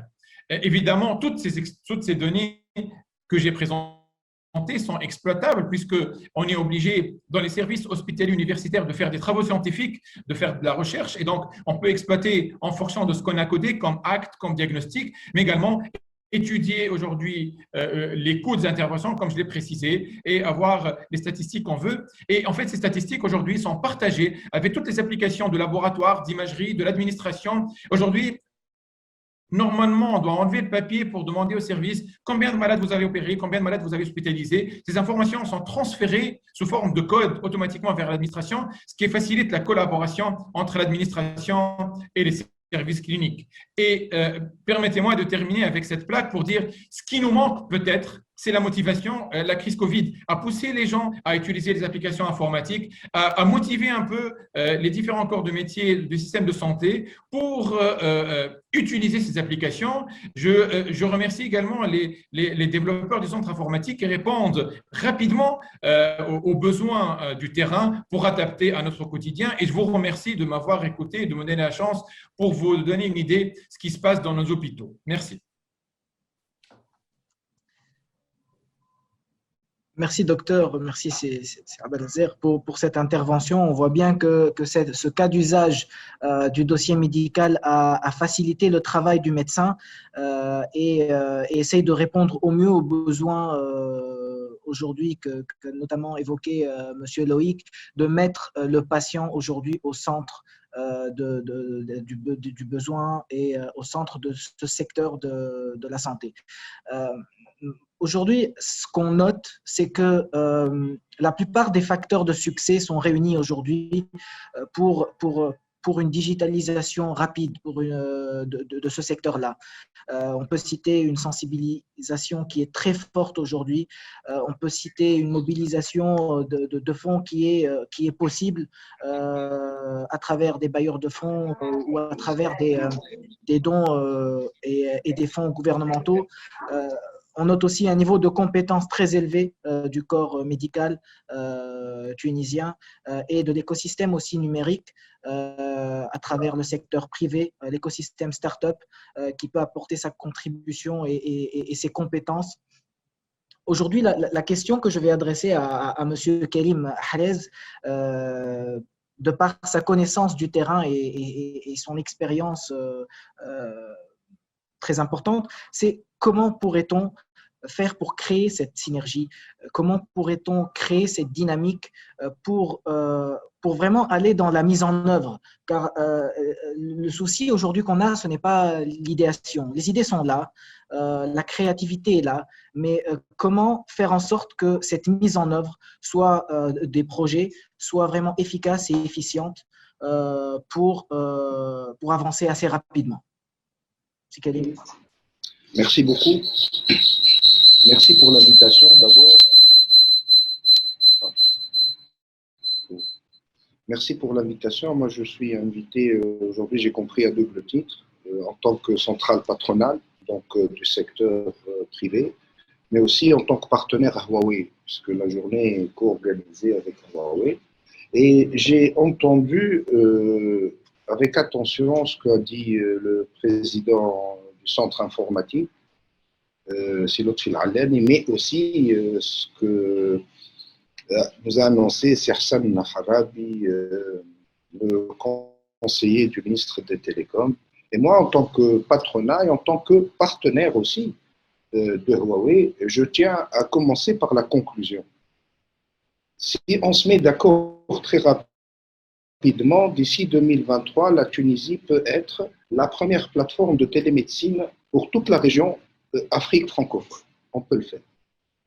Quand j'écoute ce que nous a présenté un praticien, Bouzouita, je trouve que c'est déjà extraordinaire qu'on s'est présenté par un médecin qui est satisfait des applications du centre informatique.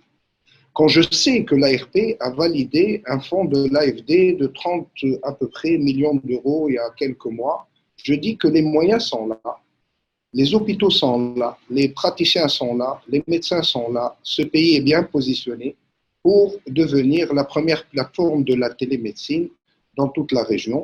Surtout que c'est financé par un constructeur qui a construit un hôpital en 10 jours. Moi, je rappelle que Huawei en Chine a construit un hôpital en 10 jours et ça, on est vraiment capable de le faire. Maintenant, la vraie question, c'est comment? Tout est là, l'argent est là, les compétences sont là, la Tunisie est bien positionnée pour ce faire. Le meilleur constructeur qui pourra aujourd'hui nous aider à aller dans cette direction est là. Et je tiens, alors, j'ai remarqué quelque chose, alors, dans la stratégie du ministère des Technologies, je vois un avancement important sur lequel on s'est battu depuis 2014, c'est le Cloud First. Je suis très satisfait aujourd'hui que Harabi nous parle du Cloud First et qu'on doit être orienté vers le cloud. Eh bien, bravo, vous avancez et c'est très bien. Je tiens par ailleurs à rappeler que l'opérateur historique Tunisie Télécom, qui a un data center important, de quoi équiper une partie de l'Afrique, est déjà équipé en Huawei, en cloud. Donc, c'est très facile maintenant de dire à Huawei, venez nous accompagner pour mettre les 200 hôpitaux connectés en cloud first, pour rester dans la même direction. Maintenant, Huawei aussi est un des 2 grands constructeurs dans le monde, hein, pour ne pas, pouvoir déployer la technologie qui va connecter l'Internet des objets, qui est la 5G. Donc, si ce n'est pas Huawei, ce sera un autre, mais déjà, Huawei aura une bonne partie de ce marché. Donc, on est avec le constructeur aujourd'hui, qui peut non seulement nous aider à aller très vite, mais pas seulement pour connecter la Tunisie, pour aller vers d'autres pays et ramener la technologie avec les partenaires tunisiens qui peuvent mettre en place d'ici 2023 ces solutions. Donc, vous voyez l'intérêt et l'opportunité qu'on a aujourd'hui ensemble à accompagner cette démarche. Moi, alors le comment? Le comment, c'est important. On a fait depuis 2014 Tunisie Digitale. Moi, j'ai participé en tant que patronat et on a donné quelques idées. Je voudrais apporter quelques idées en tant que patronat pour dire comment on pourrait aller très vite. Moi, ma suggestion, et je l'ai dit à notre fille Alain une fois qu'on s'est rencontrés, je dis c'est très simple, il y a des modèles à reprendre. Moi, je penserais réellement à des modèles comme la Belgique, comme le Luxembourg, comme le Portugal. C'est très facile aujourd'hui pour aller très vite de découper le pays en 4-5 régions et de faire en sorte que les régions se développent en parallèle. Parce que c'est très compliqué d'aller faire des projets où on va connecter 2000 centres ensemble ou 200 hôpitaux. C'est des méga projets et on sait très bien, moi je viens du monde de l'Internet et pour ceux qui… il n'y a que les méga projets qui ne marchent pas. Et donc, si on veut que ça, il y a un problème, c'est qu'on lance un gros projet pour 200 hôpitaux et on se retrouve après 5 ou 10 années pour dire ça n'a pas marché parce que ça a été comme ça. Aujourd'hui, la démarche à suivre, elle est très très simple. Très simple. Ce que le Luxembourg a fait, ce que moi j'ai travaillé en Espagne, ce que l'Espagne a fait, ce que le Portugal a fait. Transformer le centre informatique en centre d'interopérabilité.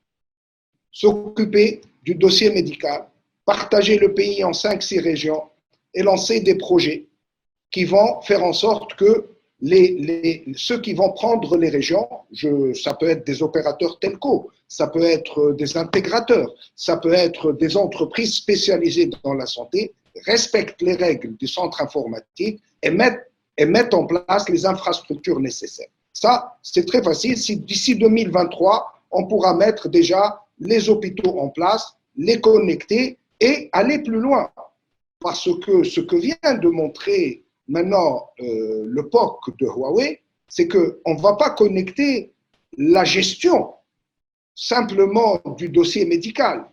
On va connaître les instruments, leur maintenance, avoir l'historique grâce à l'Internet des objets. Donc ça, c'est extraordinaire.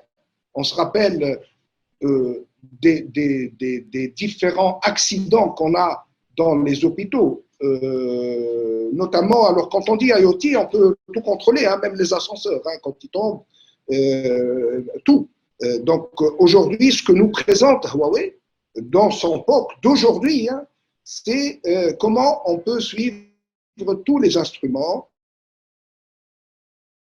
tous les composants d'un hôpital. Alors, découper le pays, transformer le centre informatique en centre d'interopérabilité, choisir des gens qui vont accompagner les autres hôpitaux, parce que je veux bien, moi, que l'hôpital Charles-Nicolle soit bien équipé et qu'il y a déjà un club, c'est magnifique. Maintenant, comment faire en sorte que Jando, Basselienne, les autres, KEF, soient au même niveau? Ça, conduire ce changement n'est pas facile. Et faire de l'interopérabilité, c'est un métier. L'industrialisation de tout ça, c'est un autre métier. Et donc, moi, j'appellerai des gens comme Dr Bouzouita, que vraiment, j'ai été agréablement surpris de voir sa présentation. C'est comment former des jeunes médecins pour faire en sorte que ce que vous vivez à Charles-Nicolle soit vécu un peu partout et que ce soit de la formation, de l'accompagnement jusqu'à la mise en œuvre de tout ça. Donc voilà un modèle sur lequel moi je pense qu'on sera capable tous, secteur privé, État, ministère des télécommunications, ministère de la Santé, à mettre en place très rapidement. Et je finirai par dire que Huawei peut vraiment nous aider. Alors, moi, Lotfi Allani a cité mon nom en introduction en disant en 92, Sikali Mahrez. C'est vrai, mon entreprise a commencé avec les hôpitaux et on a installé avec Lotfi Allani, d'ailleurs en 97, 21 CHU en IP. Je me rappelle très bien à l'époque que l'appel d'offres, quand il est sorti, on ne parlait pas d'IP. IP n'était pas connu, l'ATI n'était même pas créé, il n'y avait pas d'Internet. Alors qu'est-ce que j'ai fait à l'époque en tant qu'entreprise? J'ai offert un hôpital, la Marsa, en mode IP. J'ai installé des switches gratuitement, si notre fille le sait, s'il est encore là, il pourra confirmer. J'ai mis de la fibre et j'ai montré que, voilà, les nouvelles technologies avancent vers Internet protocole et voilà un hôpital. Et s'il vous plaît, le ministère de la Santé, copiez cet hôpital et copiez-le dans 21 CHU. Cette démarche nous a fait gagner beaucoup de temps et on a installé 21 CHU en mode IP et on a arrêté le modèle qui était auparavant un modèle basé sur des terminaux bêtes et des centrales. Donc moi j'appelle aujourd'hui vraiment, parce qu'on a beau parler derrière des tours d'ivoire, donner les visions des pays, etc. Mais pour être concrètement sur le terrain, il faudrait peut-être trouver une démarche. Installer un hôpital, montrer que Internet des objets est possible, qu'on peut faire le suivi des assets sans avoir à faire un POC sur l'Égypte. On peut le faire ici à la Marsa, comme je l'ai fait en 96 ou 97, montrer que c'est possible et prendre un engagement du ministère d'installer au moins une quinzaine d'hôpitaux derrière. Donc ce n'est pas un cadeau, parce qu'il faut arrêter aussi de demander à faire des POC et des installations gratuites. Tout le monde doit vivre, Huawei doit vendre. Huawei aura sa part de marché parce qu'elle est là en 5G, elle a le cloud, elle a tout ce qu'il faut, elle aura une part de marché.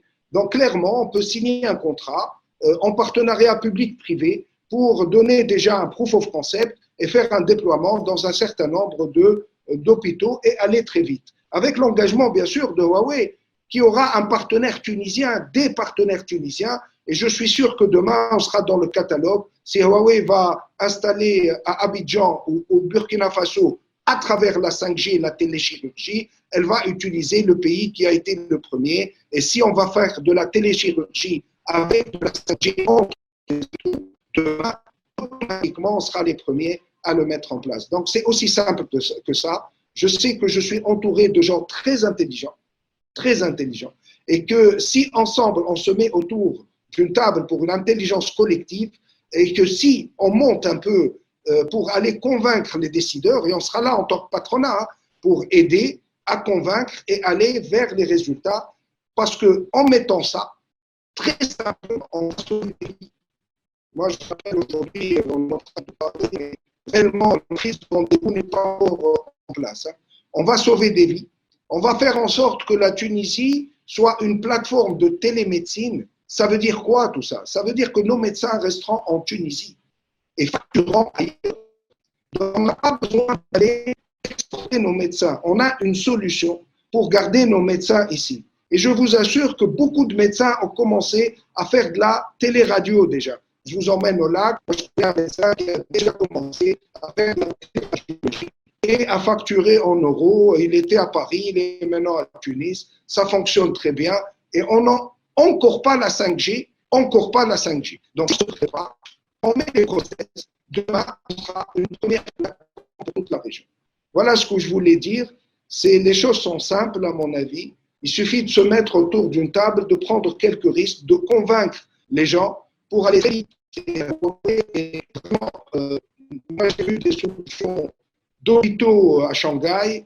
J'ai vu des choses magnifiques qui tournent et on est très capable de mettre tout ça très rapidement en place. Il suffit de trouver le terrain.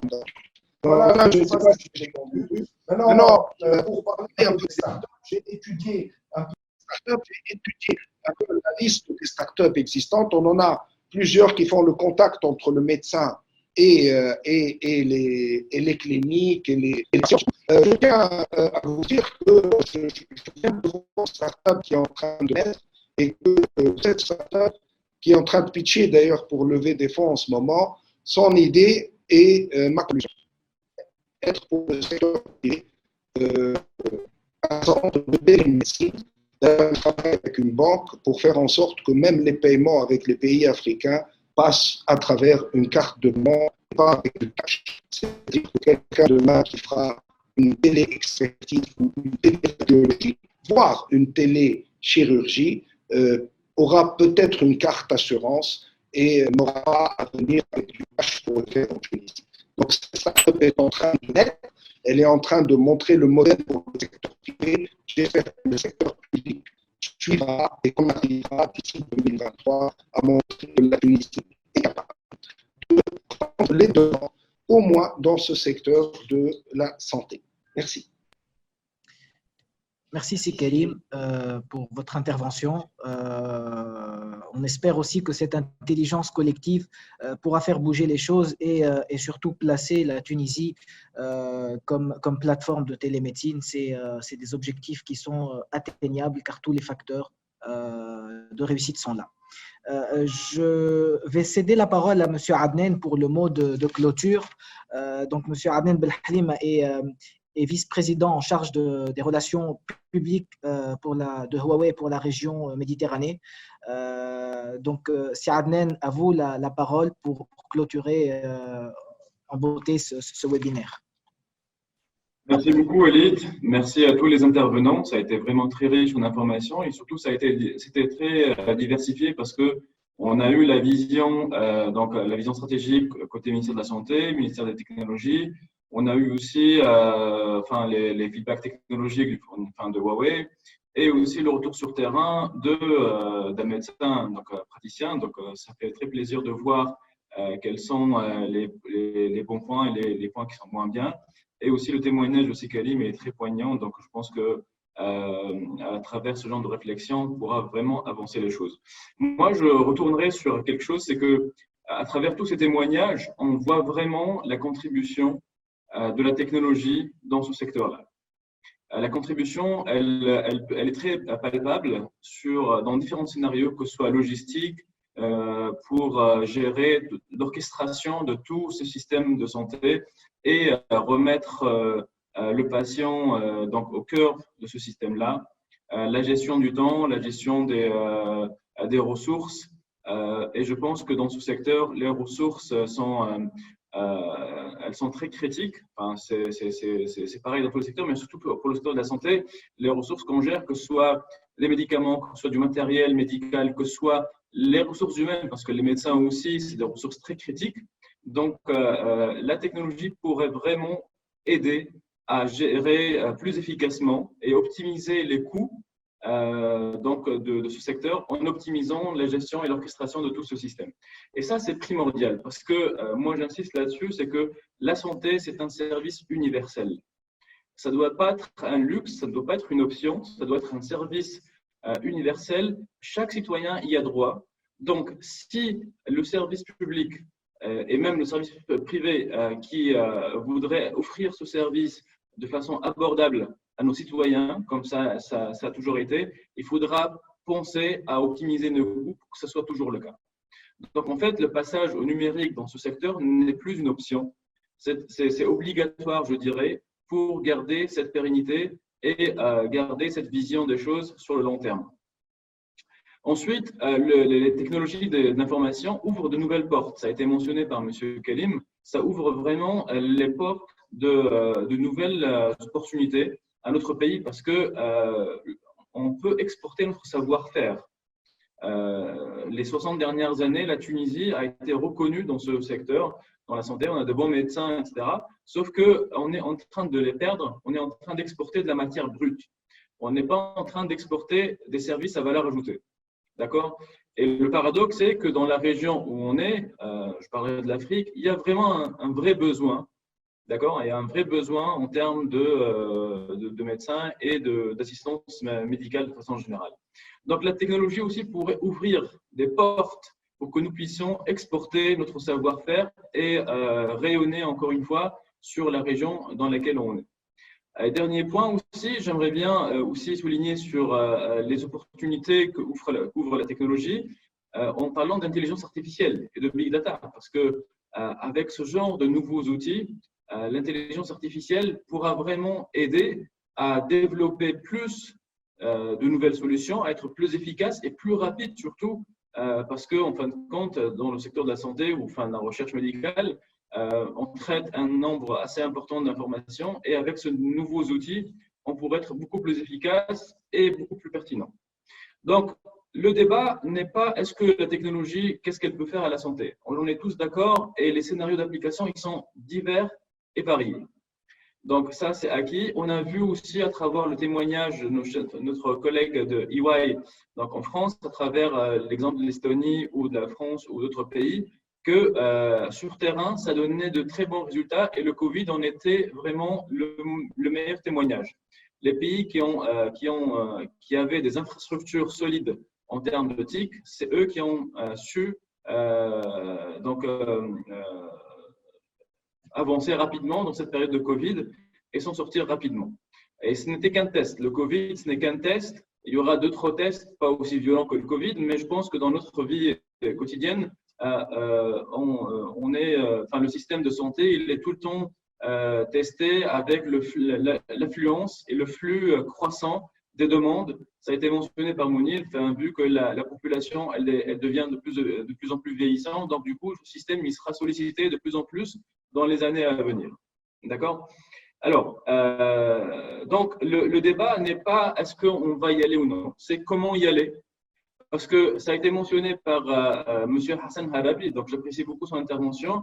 Il dit que les idées, ils sont, on est entouré de personnes intelligentes, la technologie est liée, que ce soit Huawei, que ce soit d'autres fournisseurs. Donc la technologie, elle y est parce que nous, on croit à l'écosystème. Hein, on ne peut pas tout faire nous-mêmes. Donc, le système de la santé, il inclut l'infrastructure, il inclut les use cases, il inclut les services, les softwares, etc. Donc, c'est un écosystème. Il inclut aussi l'aspect réglementation. Donc, c'est un écosystème. Il faudra le faire évoluer ensemble. Et le plus important, c'est qu'on commence. Le plus important, c'est qu'on commence à le faire. Et la chose qui est bien, c'est qu'en technologie, les choses ne prennent pas beaucoup de temps. Le time to market, il est très court. Donc, si on commence, je vous assure qu'on sera très rapide et les choses vont avancer et les résultats seront palpables très rapidement. Donc, encore une fois, les idées sont là. Il faudra, moi je suis content vraiment de témoignages du ministère d'éthique et du centre informatique parce que je vois des choses bouger et il faudra vraiment capitaliser là-dessus et y aller très rapidement avec des partenariats publics-privés, etc. Donc, pour résumer, franchement, l'événement d'aujourd'hui n'est qu'une initiation on est en train de consolider plusieurs angles de vue, donc des personnes sur terrain, des personnes qui sont en train de mettre en place la stratégie et des personnes qui peuvent réellement faire le travail sur terrain. Donc, travaillons ensemble, trouvons un cadre adéquat pour que ça avance. Et j'espère qu'on donnera suite à cet événement avec de nouvelles idées dans le futur dans ce secteur-là. À la fin, donc, je remercierai notre partenaire EY pour cette co-organisation de cet événement-là. C'est la deuxième édition. La première édition, je rappelle, c'était par rapport à la digitalisation du secteur public. Aujourd'hui, on a focalisé sur la santé.